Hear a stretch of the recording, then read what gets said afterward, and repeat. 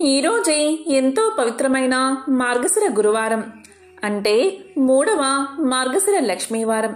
లక్ష్మీదేవికి ఎంతో ఇష్టమైన ప్రీతికరమైన రోజు. ఈరోజు మార్గశిర లక్ష్మీవార వ్రత కథను ఎవరైతే వింటారో లేదా చెప్తారో అలాంటి వారికి సకల దరిద్రాలు తొలగి సకల శుభాలు కలుగుతాయి. లక్ష్మీ కటాక్షం కలుగుతుంది. సంవత్సరానికి ఒకసారి వచ్చే మార్గశిర మాసంలో గురువారం రోజు ఈ పూజను ఆచరించడం సర్వశ్రేష్టం.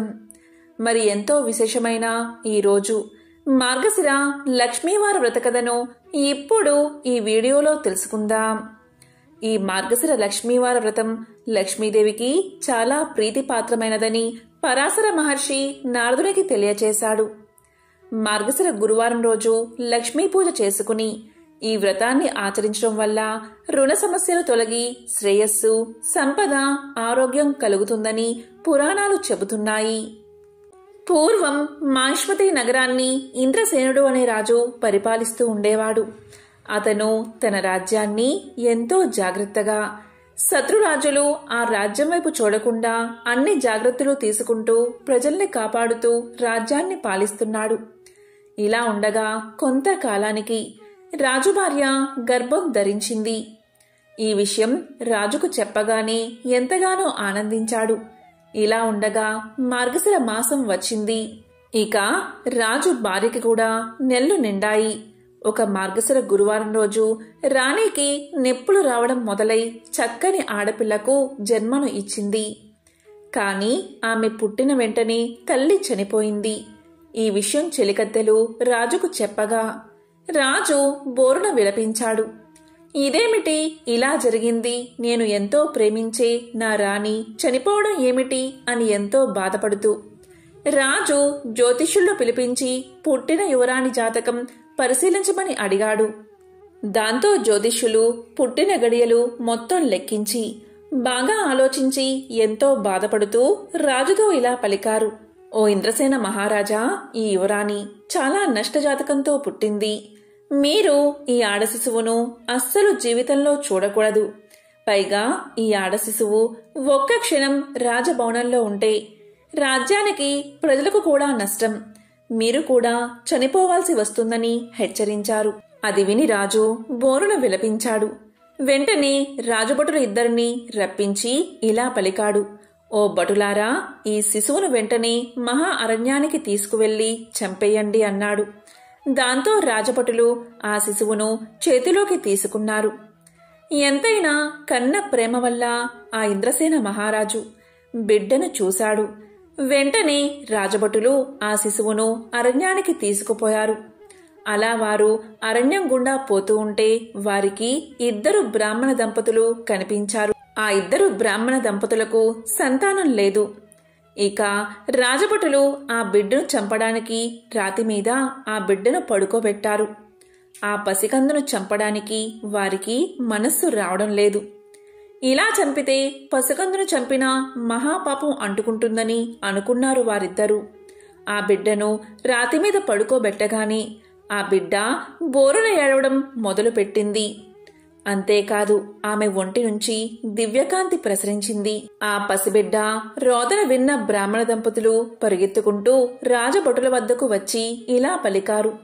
ఏమిటి ఈ ఘోరం? పసికందును ఇలా బండరాతి మీద పడుకోబెట్టి ఏం చేస్తున్నారు అని అడిగారు. దానికి ఆ రాజభటులు ఇలా పలికారు. చూడు బ్రాహ్మణుడా, ఈ పసికందు మా రాజుగారి భార్యకు జన్మించింది. జన్మించిన మరుక్షణమే మా మహారాణి గారు మరణించారు. జ్యోతిష్యులు ఈ పాపను నష్టజాతకురాలు అని ఒక్క క్షణం రాజభవనంలో ఉంటే రాజుకు, ప్రజలకు నష్టం జరుగుతుందని వెంటనే అరణ్యానికి తీసుకుపోయి చంపమని మా రాజు ఆజ్ఞ వేశారు అని మొత్తం తెలియచేశారు. అది విన్నా ఆ పేద బ్రాహ్మణుడు ఇలా పలికాడు. చూడండి రాజభటులారా, ఈ లోకమంటే ఏంటో తెలియని పసికందును ఇలా చంపడం బ్రహ్మహత్యా పాపంతో సమానం. ఈ పసికందును మాకు ఇవ్వండి, మేము పెంచుకుంటాము. మీరు మీ రాజుకు చంపాము అని ఏ మృగానివో ఆనవాళ్లు చూపించండి అని చెప్పాడు. ఇక రాజభటులకు ఈ ఆలోచన బాగా నచ్చింది. దాంతో వారు బిడ్డను ఆ బ్రాహ్మణుడికి ఇచ్చేశారు. దారిలో చనిపోయిన మృగానివి కళ్ళు తీసుకుని వెళ్లి రాజుకు ఆనవాళ్లు చూపించారు. రాజు ఆ బిడ్డను తీసుకుని వెళ్లే ముందు చూసినప్పట్నుంచి అతనికి గుండెల్లో నొప్పి ప్రారంభమైనది. ఆ నొప్పి ఎంతటికీ తగ్గడం లేదు. దేశ దేశాల్లో గల వైద్యులందరూ వచ్చి మందు ఇచ్చినా సరే కొంచెమైనా నొప్పి తగ్గలేదు. ఆ రాజు గుండెల్లో నొప్పితో ఎంతో బాధపడుతూ ఉన్నాడు. ఇక పేద బ్రాహ్మణ దంపతులు తీసుకువెళ్లిన బిడ్డను వారు ఎంతో గారాబంగా పెంచుకోసాగారు. ఇక ఆ పిల్ల ఆ రాజ్యంలోని ఆ పేద బ్రాహ్మణ దంపతుల కుటుంబంలో పెరుగుతూ వచ్చింది. అలా ఆ పిల్లకు 16 సంవత్సరాలు వచ్చాయి. ఇక తండ్రి ప్రోత్సాహంతో మార్గశిర గురువారం నోము పట్టి 12 మంది ముత్తైదులకు 12 చీరలు, రవికల గుడ్డలు, దక్షిణ తాంబూలాలు, వాయనాలు ఇచ్చి వ్రతం ముగించింది ఆమె. ఇక ఇంద్రసేన మహారాజుకు గుండెల్లో నొప్పి మాత్రం ఏమాత్రం తగ్గలేదు. మంచం పట్టి ఉన్నాడు. ఇక రాజు ఆ బాధను భరించలేక ఒకరోజు రాజభటులను పిలిపించి ఇలా అన్నాడు. రాజభటులారా, నా గుండెలో గల నొప్పిని ఎవరైతే పోగొడతారో వారికి నా అర్ధరాజ్యం ఇచ్చేస్తాను అని చాటింపు వేయించమని ఆజ్ఞాపించాడు. ఇక ఆ పేద బ్రాహ్మణుడి కూతురు మార్గశిర గురువారం నోము వల్ల ఆమెకు తెలియని శక్తి వచ్చింది. అదేంటి అంటే ఆ రాజ్యంలో ఎవరికైనా జబ్బు చేస్తే బ్రాహ్మణ కూతురు వెళ్లి అక్కడ దైవాన్ని ప్రార్థిస్తే ఆ జబ్బు తగ్గిపోతూ ఉంటుంది. క్రమక్రమంగా ఆమె గొప్పతనం రాజ్యమంతా పాకింది. రాజపురోహితులకు ఈ విషయం తెలిసింది. వెంటనే పేద బ్రాహ్మణుణ్ణి తన కూతురుని రాజభవనానికి తీసుకురమ్మని వర్తమానం పంపారు.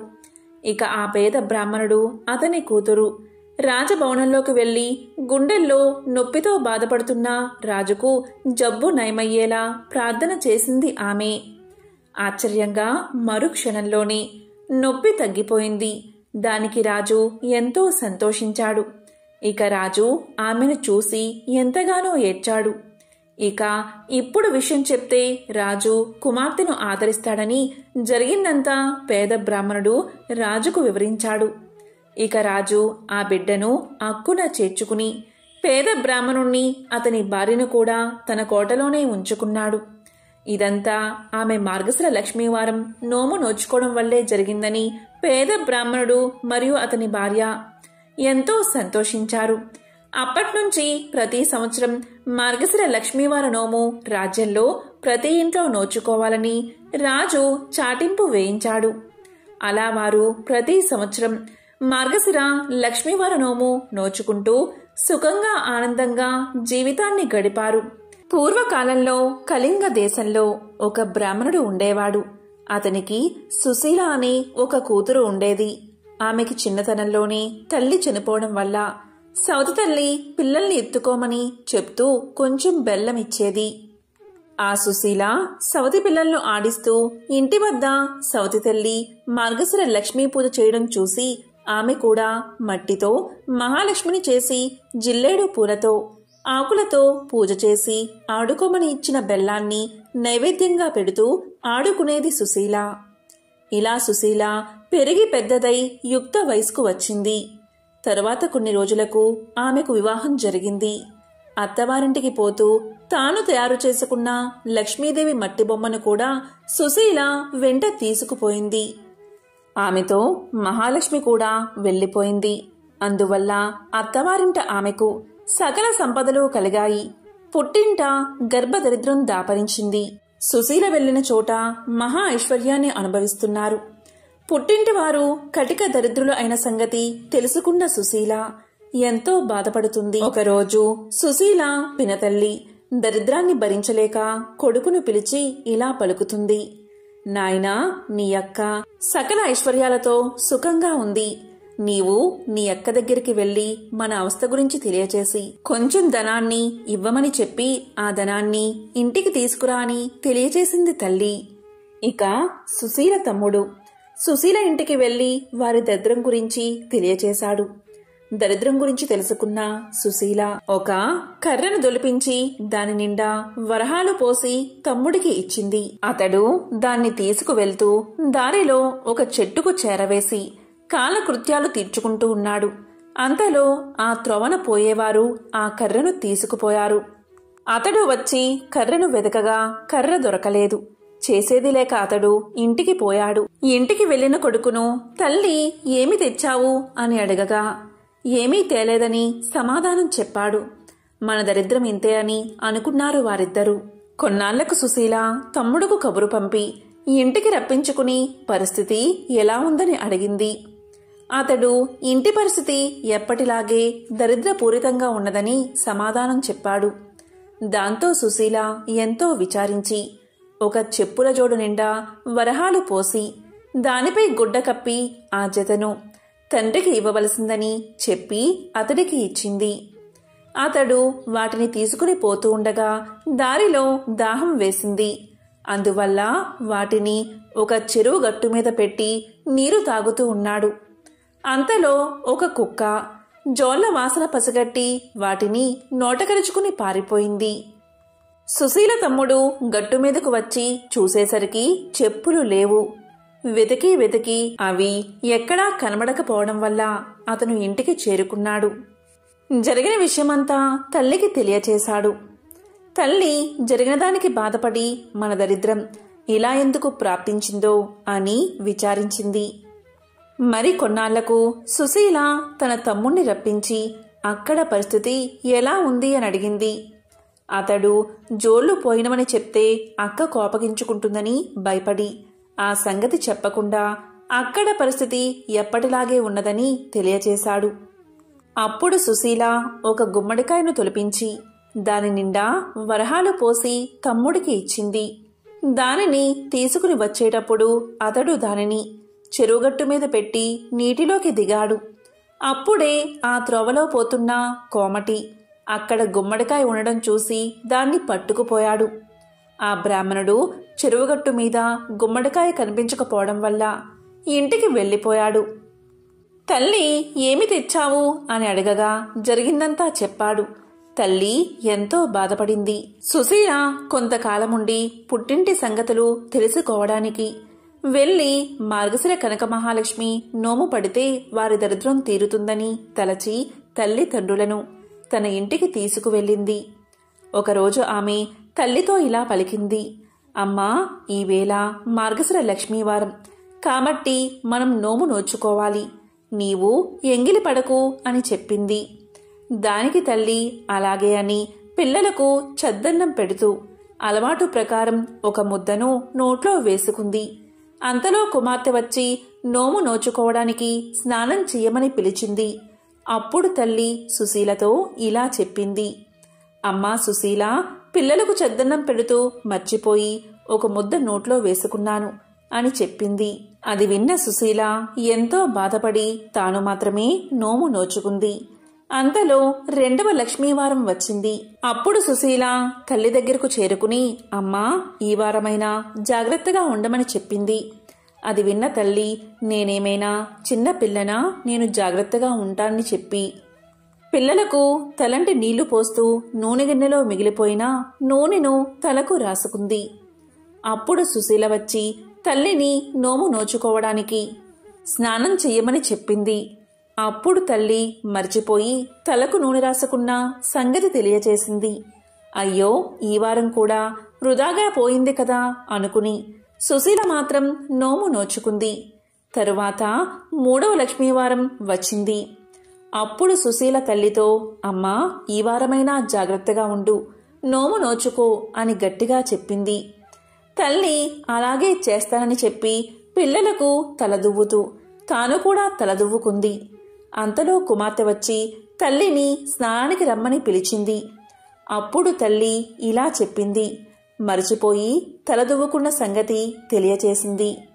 అది విని దరిద్రులను బాగు చేయడం మానవులకు సాధ్యం కాదు అనుకుని సుశీల తానే నోము నోచుకుంది. మరికొన్ని రోజులలో 4వ లక్ష్మీవారం వచ్చింది. సుశీల ఈ వారమైనా తల్లి చేత నోమును నోపించాలని పట్టుదలతో ఆమెను ఒక గోతిలో కూర్చోబెట్టి పైన బల్లను మోతేసి తాను పనులు చేసుకుంటూ ఉంది. ఇంతలో పిల్లలు అక్కడున్న అరటి పళ్లను తిని వాటిపై తొక్కలను బల్ల సందు నుండి గోతిలో పడేశారు. అందులో ఉన్న తల్లి దురదృష్టవంతురాలు అవడం వల్ల ఆ తొక్కలు తిన్నది. అంతలో కుమార్తె వచ్చి మీదనున్న బల్ల తీసి ఆ తల్లిని స్నానానికి రమ్మని పిలవగా తాను అరటిపళ్ళ తొక్కలు తిన్న సంగతి తెలియచేసింది. దీంతో సుశీల ఎంతో విచారించి తానే నోము నొచ్చుకుంది. తరువాత 5వ మార్గశిర గురువారం రానే వచ్చింది. అప్పుడు సుశీల తన తల్లి తన చెంగుకు ముడేసుకుని తన వెంట ఆమెను తిప్పుకుంటూ పనులన్నీ ముగించుకున్న తర్వాత ఆమెకు కూడా స్నానం చేయించి నోము నోపించింది. కూతురు పూర్ణపు కుడుములు నైవేద్యం పెట్టినప్పుడు మహాలక్ష్మీదేవి స్వీకరించి తల్లి పెట్టినప్పుడు మాత్రం స్వీకరించలేదు. అది చూసి అలా చేయడానికి కారణం ఏమిటని మహాలక్ష్మిని అడిగింది సుశీల.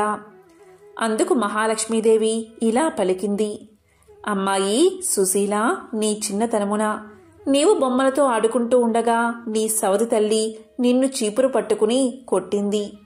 అందుచేతనే నేను ఆమె నైవేద్యాన్ని పుచ్చుకోవడం లేదు అని పలికింది.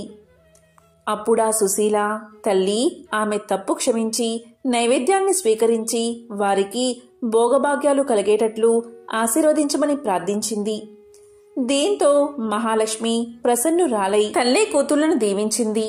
తరువాత సుశీల ఆమె తల్లిచే యథావిధిగా నోము నోపించి నోము పట్టిన మొదటి వారం పులగాన్ని, 2వ వారం క్షీరాన్నాన్ని, 3వ వారం ముద్ద కుడుములను, 4వ వారం పరమాన్నాన్ని నైవేద్యంగా పెట్టించి పుష్యమాసపు లక్ష్మీవారం నాడు పూర్ణపు కుడుములను సమారాధనకు పెట్టించి నోమును పూర్తి చేయించింది.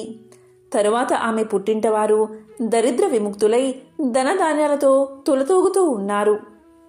ఈ మార్గశిర లక్ష్మీవార వ్రత పూజా విధానం దీపావళి లక్ష్మీ పూజ, వరలక్ష్మీ పూజ వలె ఉన్నప్పటికీ అమ్మవారికి సమర్పించే నైవేద్యం వైవిధ్యమైనది. మార్గశిర నెలలో వచ్చే అన్ని గురువారాల్లో ఉదయమే నిద్రలేచి ఇల్లు శుభ్రం చేసి తలస్నానం చేయాలి. ప్రత్యేకించి పూజ ముగిసే వరకు తలకు నూనె రాసుకోవడం, దువ్వుకోవడం చేయరాదు. చక్కగా అలంకరించబడిన లక్ష్మీ అమ్మవారి యొక్క చిత్రపటానికి లేదా చిన్న విగ్రహాన్ని పూజకు సిద్ధం చేసుకుని పువ్వులతో అందంగా అలంకరించాలి. ముందుగా గణపతికి ప్రథమ పూజ చేయాలి. తరువాత లక్ష్మీ అమ్మవారికి అదాంగా షోడశోపచార పూజ, అష్టోత్తర పూజను చేయాలి. నెల రోజులు ప్రతి గురువారం ప్రత్యేక నైవేద్యాన్ని సమర్పించాలి. ఈ మార్గశిర లక్ష్మీ పూజ కథ చదువుకుని అక్షింతలు శిరస్సుపై ధరించాలి. లక్ష్మీ పూజ మార్గశిర నెలలో అన్ని గురువారాలు చేస్తారు. కేవలం 4 గురువారాలు మాత్రమే మార్గశిర మాసంలో ఉంటాయి. కానీ ఈ లక్ష్మీ పూజ పుష్యమాసంలో వచ్చే మొదటి గురువారం రోజు కూడా తప్పనిసరిగా చేయాలి. ఇదే ఇక్కడి విశేషం. ఈ సందర్భంగా లక్ష్మీ అమ్మవారికి సంబంధించిన మరొక విశేషమైన కథను ఇప్పుడు ఈ వీడియోలో తెలుసుకుందాం. అదే మార్గశిర లక్ష్మీవార వ్రత కథ, కనక మహాలక్ష్మీదేవి కథ. పూర్వం పరాశర మహాముని, నారద మహాముని కలిసి త్రిలోక సంచారానికి బయలుదేరారు. వారలా తిరుగుతూ భూలోకంలో ఒక గ్రామాన్ని చేరుకున్నారు. ఆ సమయంలో ఆ గ్రామవాసులకు బ్రాహ్మణ, వైశ్య, క్షత్రియ, శూద్ర జాతుల వారంతా వారి వారి ఇళ్లను గోమయంతో అలకి లక్ష్మీదేవి పాదాల ముగ్గులు పెట్టారు. స్త్రీలందరూ తలంటు స్నానాలు చేసి కొత్త బట్టలు ధరించి మహాలక్ష్మీ పూజ చేస్తూ ఉన్నారు. ఆ గ్రామవాసుల భక్తి శ్రద్ధలకు నారదుడు ఆశ్చర్యపడి పరాశర మునితో ఇలా పలికాడు, మహర్షి, బ్రాహ్మణ మొదలు కడజాతి వారి వరకు అందరూ కడు సంతోషంతో పూజలు చేస్తున్నారు కదా. ఎవరి గురించి ఈ పూజలు చేస్తున్నారు? వీరు చేస్తున్న వ్రతం ఏమిటి? ఈ వ్రత నియమాలు ఎలాంటివి అని అడగగా పరాశరుడు చిరునవ్వుతో ఇలా చెప్పాడు, నారదా, ఈ దినం గురువారం కదా. ఈ రోజు శ్రీ కనక మహాలక్ష్మికి అత్యంత ప్రీతికరమైన రోజు. అందువల్ల ప్రజలు లక్ష్మీ వ్రతాన్ని ఆచరిస్తున్నారు. సంవత్సరంలోని 12 మాసాలలో మార్గశిర మాసం శ్రేష్టమైనది. మార్గశిర మాసంలోని ప్రతి గురువారమును లక్ష్మీదేవికి చాలా ఇష్టమైన రోజే. శుక్లపక్ష దశమి గురువారం అయితే ఆ రోజు సుదశా వ్రతము అంటారు. ఈ వ్రతం శ్రీ మహాలక్ష్మీదేవికి మిక్కిలి ఇష్టమైనది. అని చెప్పి ఊరుకున్నాడు. ఇదంతా బ్రహ్మ మానసపుత్రుడైన నారదుడు ఆలకించి, మహనీయా, మున్ను ఈ వ్రతాన్ని ఎవరైనా ఆచరించారా, వారు ఎలాంటి ఫలితాన్ని పొందారు, ఆ చరిత్రను కూడా వివరించమని వేడుకోగా పరాశరుడు ఇలా చెప్పడం ప్రారంభించాడు. నారదా, పూర్వం ఈ లక్ష్మీ వ్రతాన్ని ఆచరించిన ఒక భక్తుడి చరిత్రను తెలియచేస్తాను. శ్రద్ధగా ఆలకించి ఆనందించు. ఒకప్పుడు లక్ష్మీదేవి శ్రీ మహావిష్ణువుకు సేవలు చేస్తూ ఇలా పలికింది. నాదా, ఈ దినం నా వ్రతాన్ని ఆచరించే గురువారం కాబట్టి మీరు అనుమతి ఇస్తే నగరంలో సంచరించి తిరిగి వస్తాను అని ప్రార్థించింది. లక్ష్మీదేవి కోర్కెను మన్నించి విష్ణువు అలాగే పోయి రమ్ము అని పలికాడు. అప్పుడు లక్ష్మీదేవి సకల ఆభరణాలు ధరించి పట్టు వస్త్రాలు కట్టుకుని బయలుదేరింది. ఆమె వెళ్లిన వెనుకనే విష్ణువు ఒక ముసలి బ్రాహ్మణ స్త్రీ రూపం ధరించి ఆ మాయావేషంతో ఒక ఇంటిలోకి ప్రవేశించాడు. ఇక లక్ష్మీదేవి గ్రామ సంచారం చేస్తూ వృద్ధ బ్రాహ్మణ స్త్రీ ఇంటికి వచ్చి ఆమెతో ఇలా పలికింది. ఓ అవ్వా, ఈరోజు గురువారం, మహాలక్ష్మి వ్రతదినం కదా, ఇల్లు గోమయంతో అలకి ముగ్గులు పెట్టలేదేమిటి అని ప్రశ్నించింది. అంతన ఆ అవ్వ, అమ్మా, ఆ వ్రతాన్ని ఎలా చెయ్యాలి, ఎవరిని పూజించాలి వివరించు తల్లి అని వేడుకోగా లక్ష్మీదేవి మందహాసంతో వ్రతం చేసే విధానం చెప్తాను విను అంటూ ఇలా చెప్పడం ప్రారంభించింది. మార్గశిర మాసంలో మొదటి గురువారం నాడు ప్రాతకాలమే నిద్రలేచి గోమయంతో ఇల్లు వాకిలి అలికి లక్ష్మీదేవి పాదాలు కల ముగ్గులు పెట్టాలి. కొత్త కొలత పాత్ర ఒకటి తెచ్చి కడిగి ఎండబెట్టాలి. దానిని వివిధ రకాల బొమ్మలతో ముగ్గులతో అందంగా అలంకరించాలి. స్నానం చేసి శుభ్రమైన వస్త్రాలు కట్టుకుని శుచిగా ఉంచి ఒక బల్ల కడిగి దానిమీద కొత్త ధాన్యం ఎరుపు, నలుపు, తెలుపు రంగులవి కొద్దిగా వెయ్యాలి. మరికొంచెం కొత్త కొలత పాత్రలో వెయ్యాలి. ఆ పాత్రపైన 3 పోక చెక్కలు పసుపు నీటిలో కడిగి ఉంచాలి. తెల్లధాన్యం ఈనెలు తీసుకుని వచ్చి వాటిని జడవలే అల్లి మనసులోని కోరిక తలుచుకుని కొత్త పాత్రపై ఉంచి దానిపై ఎరుపు రంగు వస్త్రాన్ని పువ్వులను ఉంచాలి. లక్ష్మీదేవిని తలుచుకుని పువ్వులు, గంధం, ధూపదీపాలు సమర్పించాలి.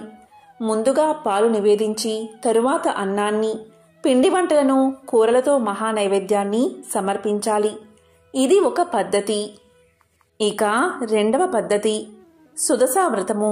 అదెలా అంటే మార్గశిర మాసంలోని శుక్ల దశమి గురువారం రోజు ఈ వ్రతాన్ని ఆచరించాలి.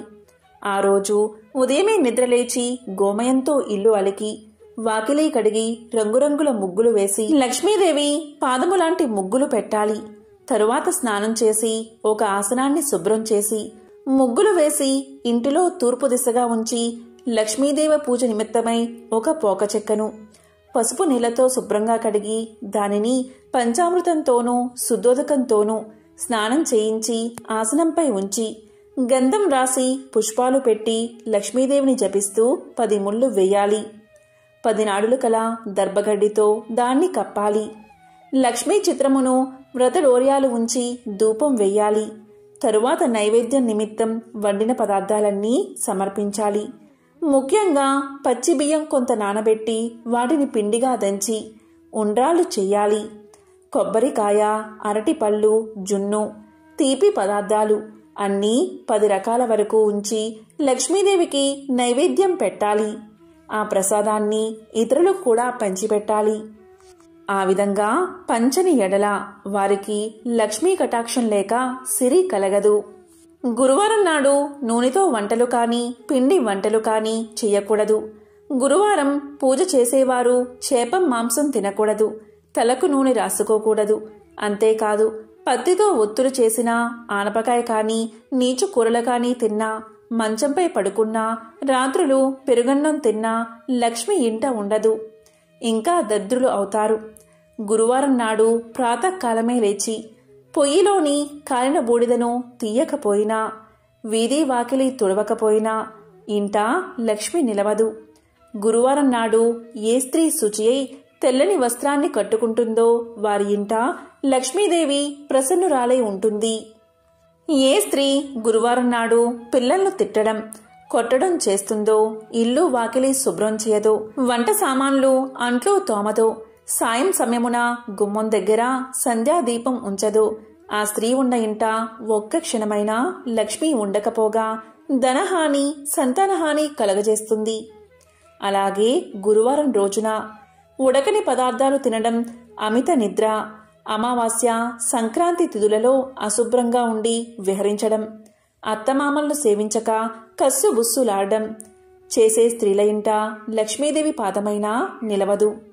ఇంకను భోజనానికి ముందు తరువాత కాళ్ళు చేతులు ముఖం ఏ స్త్రీ కడుక్కోదో, ఏ స్త్రీ ఇతరులతో మాట్లాడుతున్నప్పుడు చీటికి మాటికి నవ్వుతూ ఉంటుందో, ఏ స్త్రీ బూడిద గుమ్మడికాయను కోస్తుందో, అలాంటి స్త్రీలు నీచ బుద్ధి కలవారై అన్న వస్త్రాలకు దూరమైపోతారు. ఏ వనిత గురువారం నాడు ధర్మం చేయక, పూజలు చేయక పురుష సాంగిత్యాన్ని కోరుకుంటుందో ఆమె పాపకోపమునకు పోవడమే కాదు, బతికినన్న రోజులు తిండికి మొహం వాసిపోయేదిగా అయిపోతుంది. గురువారం, అమావాస్య, సంక్రాంతి పర్వతిథులయందు నిషిద్ధ పదార్థాలను ఏ స్త్రీ భుజిస్తుందో ఆమె అవసాన కాలమున అనేక బాధలు పడి చనిపోయిన తర్వాత యమకింకరులతో నానా బాధలు పడుతుంది. జ్ఞానవంతురాలైన ఏ స్త్రీ ఆ 3 రోజుల్లో భక్తితో దైవసేవలు, ఒక పూట భోజనం, కలిగినంతలో దానధర్మాలు చేస్తుందో అటువంటి స్త్రీకి ధనధాన్యాలు, పుత్ర సంతానం, సంతానాభివృద్ధి కలుగుతాయి. ప్రతి స్త్రీ తాను ఆచరించే నిత్య కృత్యాలను బట్టి సిరి సంపదలు కలుగుతాయి. స్త్రీ ఉదయం నిద్ర నుంచి లేచిన వెంటనే ముఖం కడుక్కోవాలి. అలా కడుక్కోని స్త్రీ ముఖము చూస్తే పాతకాలు కలగడమే కాదు, ఏ కార్యం తలపెట్టినా జయం కలగదు. స్త్రీ దక్షిణం వైపు, పడమర వైపు ముఖం పెట్టుకుని ఏ పదార్థాన్ని తినకూడదు. దీపం లేని చీకటి ఇంట భోజనం చేయకూడదు. చీకటి పడిన తర్వాత నూనె రాసుకోకూడదు. మాసిన కట్టుబట్టలను ఎక్కడ పడితే అక్కడ పడవేయకూడదు. ఏ వనిత ఇంటికి తిరగడం, భర్త ఆజ్ఞ లేకనే ఇష్టం వచ్చినట్లు సంచరించడం, భర్త మాటలు వినక ఎదురు చెప్పడం, దైవ కార్యాలయందు, దేవ బ్రాహ్మణులయందు భక్తి విశ్వాసాలు లేకుండా ఉండడం, దాన ధర్మాలు చేయకపోవడం, అటువంటి వనిత గృహం రుద్రభూమితో సమానంగా భావించి లక్ష్మీదేవి అక్కడ అడుగు పెట్టదు. ఉత్తమ స్త్రీ భర్తను సేవించి భర్త అనుజ్ఞ ప్రకారం నడుచుకుంటుంది. అతిథి సత్కార్యాలు చేస్తూ అత్తమామలను సేవిస్తూ విడవకుండా ఆచరిస్తుంది. తన బిడ్డ పరాయి బిడ్డ అని వివక్షతను చూపక అందరికీ సమానంగా వడ్డిస్తుంది. భర్త సుఖమే తన సుఖం, భర్త కష్టమే తన కష్టమనే భావనతో మెలుగుతుంది. అలాంటి ఇంట లక్ష్మీదేవి సంతోషించి కలకాలము ఆ ఇంట్లో ఉంటుంది. నారద ఈ విధంగా మహాలక్ష్మి ఆ వృద్ధ బ్రాహ్మణ స్త్రీకి గురువార వ్రతాన్ని ఆచరించే విధానం చెప్పి ప్రతి వీధికి, ప్రతి ఇంటికి వెళ్లి చూసింది. కాని అప్పటికి ఏ స్త్రీ కూడా నిద్ర నుండి లేవలేదు, కాలకృత్యాలు తీర్చుకోలేదు. తలలు విరబోసుకుని వంటి మీద బట్ట సరిగ్గా లేక గుర్రుపెట్టి నిద్రపోతున్నారు. అప్పుడు లక్ష్మీదేవి వారందరినీ చూసి అసహ్యించుకుని ఒక మాలపల్లెకు వెళ్ళినది. ఆ పల్లెకు ఒక మూల బీద హరిజన స్త్రీ ఉన్నది. ఆమె ప్రతిరోజు ప్రాతకాలంలోనే లేచి గోమయం తెచ్చి ఇల్లు వాకిలి శుభ్రం చేసుకుని బియ్యపిండితో ముగ్గులు పెట్టి లక్ష్మీ పాదాల చెంత దీపం పెట్టి బియ్యాన్ని ఉంచి ధూపదీప నైవేద్యాలు సమర్పించి పద్మాసనంలో కూర్చుని లక్ష్మీదేవిని ధ్యానిస్తూ ఉండేది. తాను వెళ్లేసరికి ఆ స్త్రీ భక్తితో పూజలు చేస్తూ ఉన్నందున మహాలక్ష్మీదేవి సంతోషించి ఆ పరిశుభ్ర స్థలమున తన 2 పాదాలు ఉంచి ఆమెతో ఇలా పలికింది. ఓ భక్తురాలా, నేటితో నీ కష్టాలు తీరగలవు. నీవు దుఃఖింప పనిలేదు. నీ నిశ్చల భక్తికి నేను ఎంతగానో సంతోషించాను. నీకేం కావాలో కోరుకోమని పలకగా శ్రీ మహాలక్ష్మి సాక్షాత్తు దర్శనం చూడగానే ఆమె నోట మాట రాక ఎవరాన్ని కోరుకోలేకపోయింది. మళ్లీ లక్ష్మీదేవి ఇలా పలికినది. మరలా లక్ష్మీదేవి ఇలా అన్నది. నీవు బ్రతికి ఉన్నాళ్లను అష్ట ఐశ్వర్యాలతో తులతూగిదువుగాక, జన్మాంతరమున వైకుంఠానికి వచ్చదువుగాక. నా వ్రతాన్ని ఆచరిస్తూ ఉండు, నీకు శ్రీహరి అనుగ్రహం కూడా కలుగుతుందని చెప్పింది. మహాలక్ష్మి చెప్పిన ప్రకారంగా ఆ హరిజన స్త్రీ కడు నిష్ఠతో ధ్యానం చేస్తూ ఉన్నది. లక్ష్మీదేవి పాదాలయందే మనసు లగ్నం చేసి ఉన్నందున ఆమె భక్తికి లక్ష్మీదేవి ఆనందించి ఆమె ఉన్న పూరెగుడిసెను పెద్ద భవంతిగా మార్చినది. ఇంటికి 4 మూలలా ధనరాశులు ఉన్నాయి. దానివల్ల ఆమె భాగ్యవంతురాలు అవడమే కాదు 5 పుత్రులను కూడా కన్నది. ఓ నారదా, ఇంకా విను. ఆ హరిజన స్త్రీకి లక్ష్మీదేవి ఐశ్వర్యాన్ని కలిగించిందంతా బలరాముడు తన దివ్య దృష్టి వల్ల తెలుసుకుని విష్ణుమూర్తి వద్దకు వెళ్లి ఇలా పలికాడు. లక్ష్మీదేవి మాల పల్లెకుపోయి అంటరాని మాల స్త్రీకి సిరి సంపదలు ఇచ్చినందున మహానేరం చేసింది కాబట్టి లక్ష్మిని నీ మందిరంలోకి రానివ్వదని తెలియచేశాడు. అంతలోని గ్రామ సంచారం చేసుకుని వస్తున్న లక్ష్మీదేవిని విష్ణు మందిరంలోకి ప్రవేశిస్తూ ఉండగా బలరాముడు ద్వారమునికి అడ్డంగా నిలబడి లోపలికి రావద్దని శాసించాడు. అదేవిధంగా శ్రీ మహావిష్ణువుతో శ్రీహరి నీవు ఈమె ముఖాన్ని చూడవద్దని ఆజ్ఞాపించాడు. అన్నగారి ఆజ్ఞ ప్రకారం లక్ష్మీదేవిని విడిచిపెట్టడానికి హరి ఒప్పుకున్నాడు. వెంటనే లక్ష్మీదేవి తాను ధరించి ఉన్న బంగారు నగలు తీసేసి పట్టు చీరను విడిచి చిరిగిన వస్త్రాలు ధరించి ఇల్లు విడిచి వెళ్లొద్దని పరిచారికలు ఎంత బతిమాలినా వినకుండా మరలా వస్తానని చెప్పి వెళ్లిపోయింది. ఆమె వెళ్లిపోయిన తర్వాత బలరాముడు శ్రీహరితో కలిసి మందిరంలోని ప్రతి గదిని చూడగా అన్ని గదులు వెలవెలబోతూ ఉన్నాయి. ధనాగారంలో ధనం లేదు. వస్తు సామాగ్రి అంతా మాయమైపోయింది. వంటలు వండడానికి పదార్థాలు లేవు. బంగారు బిందెలు మట్టి కుండలుగా మారిపోయాయి. ఆఖరికి తాగడానికి పాత్రగాని నీరుగాని లేకపోవడం వల్ల దాహంతో ఉపవాసం ఉండి నిద్రపోయారు.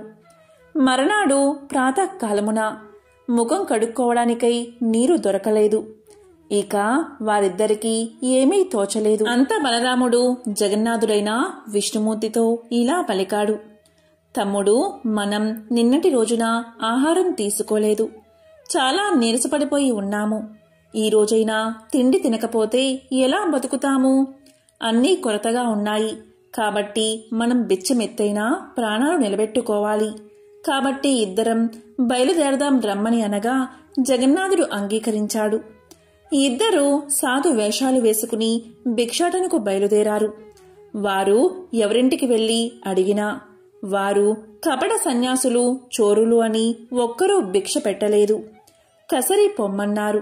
అలా వారిద్దరూ తిరుగుతూ ఒక షావుకారు ఇంటికి వెళ్లి భిక్షాందేహి భిక్షాందేహి అని అన్నారు. వెంటనే ఆ షావుకారు వారిద్దరినీ ఆదరించి కూర్చోబెట్టి భోజన పదార్థాలు తేవడానికి లోపలికి పోయి చూడగా పదార్థాలన్నీ మాయమైపోయాయి. దానితో బలరామకృష్ణుడు ఆకలి బాధతో తూలిపోతూ ఒక చెరువు దగ్గరకు చేరుకున్నారు. ఆ కొలను నిండా పద్మాలు విరబూసి ఉన్నాయి. సరే, వీటి తూడికాయలను తిని ఇప్పటి ఆకలి బాధ తీర్చుకుందామని చెరువులోకి దిగగా ఆ చెరువు నీరంతా ఎండిపోయింది. చేసేది లేక వారు నిరాశతో వెళ్లిపోయారు. అలా వెళ్ళగా వెళ్ళగా ఒక తపస్సాలి కుటీరం కనబడింది. అతన్ని సమీపించి ఆకలి తీరడానికి ఏదైనా పెట్టమని అడిగారు. ముని తాను తినడానికి ఉంచుకున్న పాలు, అన్నము ఇవ్వబోగా ఆ పాత్రలోని అన్నం, పాలు మాయమైపోయాయి. ఇక చేసేది లేక వారిద్దరూ సముద్రం వైపుగా వెళ్లారు. సముద్రమున నిత్యానందుల స్వాముల వారి ఆశ్రమం కనిపించగా అక్కడికి చేరుకున్నారు. అక్కడ అన్న వస్త్రాలకు లోటు లేదు.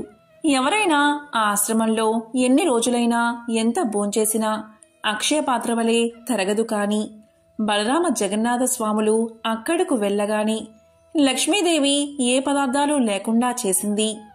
దాంతో అన్నదమ్ములిద్దరూ అక్కడి నుండి బయలుదేరి మరొక భవనాన్ని చేరుకున్నారు.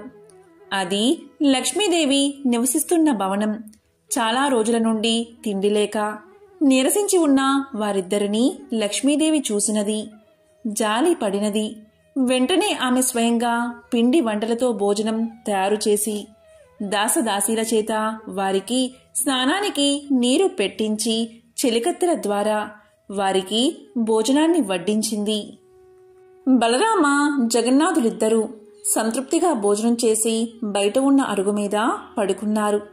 కాని వారికి నిద్ర పట్టలేదు. ఆ ఇల్లు ఆ ప్రాంతం, ఆ వంటకాలు అన్నీ వింతగా తోచాయి. వారు ఆలోచిస్తున్నారు.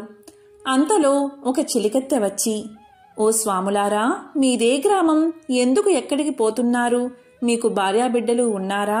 ఇలా ఎందుకు తిరుగుతున్నారు అని అడగగా ఏమి చెప్పాలో తోచక వారు ఒకరి ముఖం ఒకరు చూసుకున్నారు.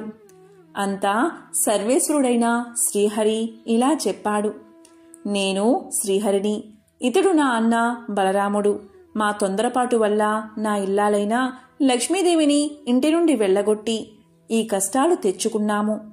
ఏ స్త్రీ వల్ల అష్ట ఐశ్వర్యాలు కలుగుతాయో, ఏ నారీమణి కరుణా కటాక్షల వల్ల వంశాభివృద్ధి కలుగుతుందో, ఏ వనితామణి ఎల్లవెల్లయందు తనను నమ్మి కొలిచిన వారి ఇండ్లయందే మెలుగుతూ ఉంటుందో అటువంటి లక్ష్మీదేవి మమ్మల్ని విడిచి వెళ్లిపోయింది. అప్పట్నుంచి మాకు దారిద్రము కష్టాలు కలిగాయని తెలియచేశాడు. ఆ దాసి వల్ల ఆ ఇల్లు లక్ష్మీదేవి మందిరమే అని తెలుసుకుని వారు చాలా ఆనందించారు. బలరాముడు విష్ణువుతో, సోదరా, నీవు లక్ష్మీ వద్దకు వెళ్లి మనం చేసిన తప్పును క్షమించమని అర్థించు అని చెప్పి లోనికి పంపించాడు. శ్రీహరి లోపలికి వెళ్లగానే లక్ష్మీదేవి భర్తను చూసి నమస్కారం చేసి అతని పాదాలు కడిగి ఆ నీటిని తన తలపై చల్లుకుని పువ్వులతో పూజించి ఇలా పలికింది, నాదా, మీ అన్నదమ్ములిద్దరూ కలిసి నన్ను ఇంటి నుండి వెళ్ళగొట్టారు కదా, ఇప్పుడెలా నా ఇంట భోంచేశారు? చండాలపు దాని ఇంటికి ఎలా వచ్చారు? ప్రాణాలు పోసినప్పుడు జాతి కులభేదాలు అడ్డురాకూడదా అని నిష్ఠూరాడింది. అప్పుడు శ్రీహరి చిరునవ్వుతో, ప్రియా, మేమిద్దరం బిచ్చమెత్తుకోవడం అంతా తెలుసుకున్నారు. నీవు భోజనం పెట్టడం కూడా అందరూ చూశారు. మాకు శిక్ష సరిపోయినది. నీవు లేనందున వైకుంఠం చిన్నబోయినది. నిన్ను వదిలినందున మాకు అన్నీ లోపాలే జరిగాయి. కాబట్టి మా వెంటరా, వైకుంఠానికి పోదాము అని పలకగా శ్రీహరి మాటపై లక్ష్మీదేవి ఆ ఇంట అడుగుపెట్టగానే అన్నీ యథాప్రకారంగా మారిపోయాయి. ధనాగారమంతా ధనంతోనూ బంగారంతోనూ నిండిపోయింది. వస్తు వాహనాలతో, దాసీ జనాలతో, భక్తకోటితో వైకుంఠం కలకలలాడింది. కాబట్టి ఓ నారదా, గురువారం నాడు లక్ష్మీ పూజ చేసి ఈ పురాణాన్ని చదివినా లేక విన్నా అలాంటి వారికి వెనుకటి జన్మలో చేసిన పాపాలు నశించి మోక్షం కలగడమే కాక 1,00,000 గోదానాలు చేసినంత ఫలితం కలిగి మరుజన్మయందు అష్ట ఐశ్వర్యాలతో తొలదూగుతారు. ఈ లక్ష్మీ పురాణ పఠనం ప్రతి మానవుడు ముక్తిని పొందడానికి మార్గదర్శకం కాగలదు అని పరాశర ముని నారదులకు శ్రీ లక్ష్మీ పురాణాన్ని ఇలా వివరించాడు. ఎంతో పవిత్రమైన విశేషమైన ఈ రోజు ఈ కథలను విన్నా, చదివినా, చెప్పినా, వినిపించినా జన్మల పాపాలు తొలగి కోటి జన్మల పుణ్యం వస్తుంది. అష్ట దరిద్రాలు తొలగి అష్ట ఐశ్వర్యాలు కలుగుతాయి. ఓం శ్రీ మహాలక్ష్మీయే నమః. ఓం శ్రీ మాత్రే నమః. ఓం నమో నారాయణాయ. ఓం నమః శివాయ.